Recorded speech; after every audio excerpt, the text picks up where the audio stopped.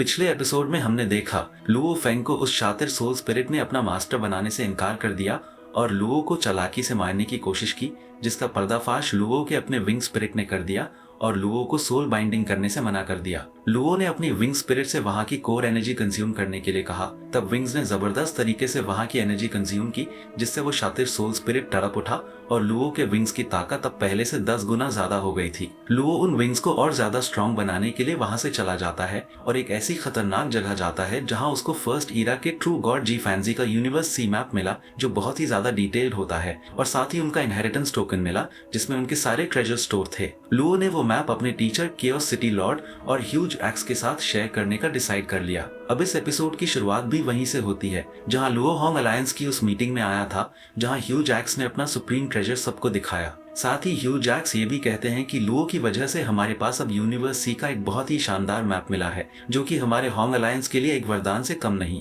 क्योंकि अब हम यूनिवर्स सी को अच्छी तरीके से बिना किसी बड़े खतरे का सामना करते हुए एक्सप्लोर कर सकते हैं। ह्यूज एक्स ने जब सबको लुओ से मिला मैप शेयर किया, तब वहां की सारी हस्तियां इसकी डिटेल्स को देखकर दंग रह जाती हैं और सारे बड़े बड़े होंग अलायंस कल्टिवेटर्स लुओ को बड़ी हैरानी से देखते हैं। कुछ तो उससे जलन यानी एनवी करते हैं और टीचर केओस सिटी लॉर्ड और आइस पीक मास्टर बहुत खुश हो जाते हैं। ह्यूज एक्स ने कहा, लुओ, तुमने जो मैप दिया है इसके बदले तुम्हें अपना अलायंस 5000 ट्रेजर पॉइंट्स दे रहा है। जब लुओ ने लेने से मना किया, ये कहते हुए कि सीनियर जी फैंजी ने उनका नॉलेज सबके लिए दिया था, इसके बदले मुझे कुछ नहीं चाहिए, तब ह्यूज एक्स कहते हैं, इस पर तुम्हारा हक है क्योंकि तुम्हें भी आगे बढ़ने के लिए रिसोर्सेज की जरूरत है और हम तुम्हारी इस दरियादिली का फायदा नहीं ले सकते। लुओ रिस्पेक्ट के साथ ह्यूज एक्स को ग्रीट करता है और सब लोग वहां वाइन शेयर करते हुए एंजॉय कर रहे थे। अगले सीन में हम देखते हैं कि लुओ अपने स्टार टावर पैलेस से तेजी से बढ़ते हुए उस जगह पहुंच जाता है जहां उनके सामने यूनिवर्स बोट नाम की खौफनाक जगह होती है, जिसको कॉस्मिक वेसल भी कहा जाता है। ये 100 बिलियन लाइट ईयर्स बड़ी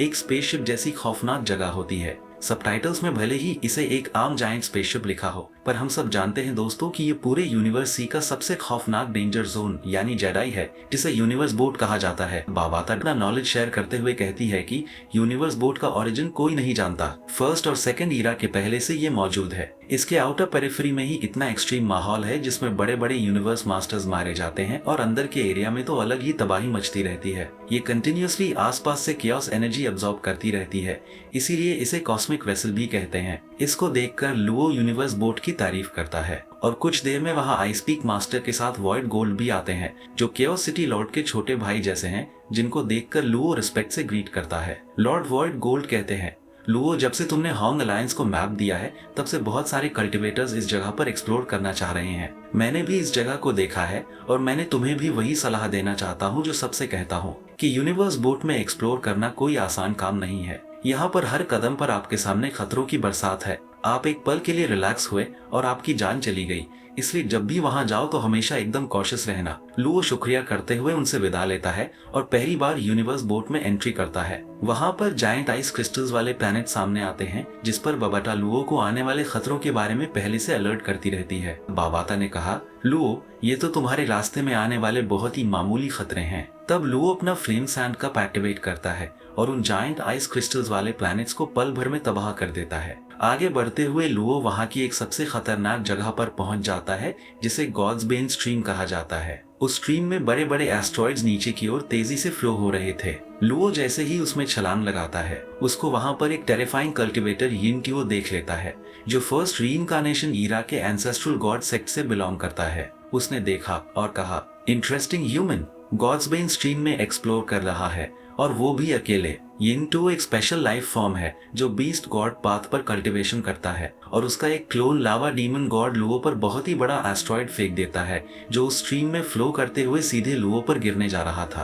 पर हमारा हीरो किसी से कम थोड़ी ना है, उसने उस पूरे एस्ट्रॉइड को अपनी गोल्डन किंगडम से सप्रेस कर डाला और साथ ही एस्ट्रॉइड को चीर दिया। ये देखकर यूनिवर्स मास्टर यिनटियो अपनी शैतानी हंसी के साथ सामने आता है और लुओ से कहता है कि मुझे अपने सिल्वर विंग्स दे दो, वरना मैं तुम्हें जिंदा नहीं छोड़ूंगा। यिनटियो को देखकर बाबाता ने पहले ही उसका सारा बैकग्राउंड और सीक्रेट लुओ को बता दिया था कि ये फर्स्ट ईरा के एंसेस्ट्रल गॉड सेक्ट से बिलोंग करता है और यूनिवर्स स्ट्रॉन्गेस्ट को छोड़ किसी से नहीं डरता। लुओ ने उसे दो टूक जवाब दिया, विशफुल थिंकिंग। उस पर यिनटियो अपने बीस्ट फॉर्म में तब्दील हो जाता है और लुओ पर एक और जायंट एस्टेरॉइड से वार करता है। साथ ही वहाँ सराउंडिंग में एक ट्रेमेंडस विंड फ्लो होने लगता है और एक खौफनाक व्हर्लपूल बन जाता है। इसका प्रेशर इतना ज्यादा होता है कि उसमें फंसने वाले की हड्डियां तक ना बचें। अब लुओ पर दोनों तरफ से खतरा था।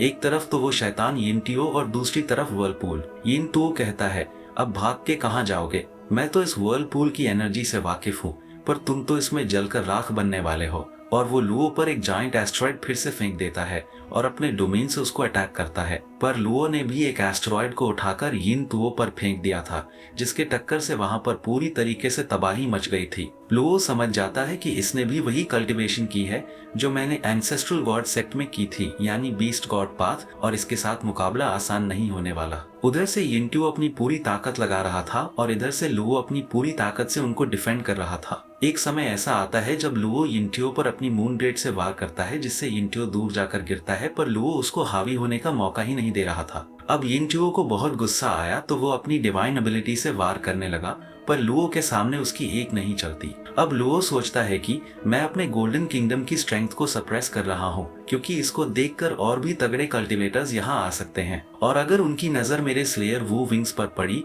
तो उन पर भी लालच हावी हो जाएगा। दोस्तों, इन सिल्वर विंग्स का नाम ही स्लेयर वू है, अगर आपको याद हो, जिसकी अपनी खुद की स्पिरिट ने पिछले एपिसोड में जन्म लिया था। यिनटियो सोचता है कि वो लुओ को किसी तरीके से उस मैग्मा पूल के सेंटर की तरफ धकेल देगा और उसके एनाहिलेशन साइक्लोन को ट्रिगर कर देगा, जिससे लुओ नहीं बच सकता। मैं तो इससे बाहर निकल जाऊंगा, पर लुओ का खेल खत्म हो जाएगा। जैसे ही लुओ मैग्मा पूल के पास पहुंचता है, यिनटियो उस पर अपनी बीस्ट पावर से पुश करने लगा, पर लुओ उसको तगड़ी चेतावनी देता है। यिनटियो, मैं जानता हूँ तुम्हारा शातिर प्लान क्या है। तुम मुझे मैग्मा पूल के सेंटर में भेजना चाहते हो ताकि एनिहिलेशन साइक्लोन ट्रिगर कर सको। ये सुनकर तो यिनटियो के होश उड़ गए थे, क्योंकि लुओ के पास इसकी इन्फॉर्मेशन होना पॉसिबल ही नहीं था, जबकि ओरिजिनल यूनिवर्स में भी किसी के पास इसका जिक्र नहीं था। पर बाबाता रिलैक्स करते हुए बताती है कि सीनियर जी फैंसी का मैप वाकई में बहुत ही कमाल का है, और हम ऑडियंस को पता चल जाता है कि लुओ के पास ये इन्फॉर्मेशन कहाँ से आई, और लुओ अगले ही पल उस मैग्मा पूल से दूरी बनाते हुए निकल जाता है। पर अचानक वहां दो और डिवाइन आई क्लैन के शैतान आ गए थे,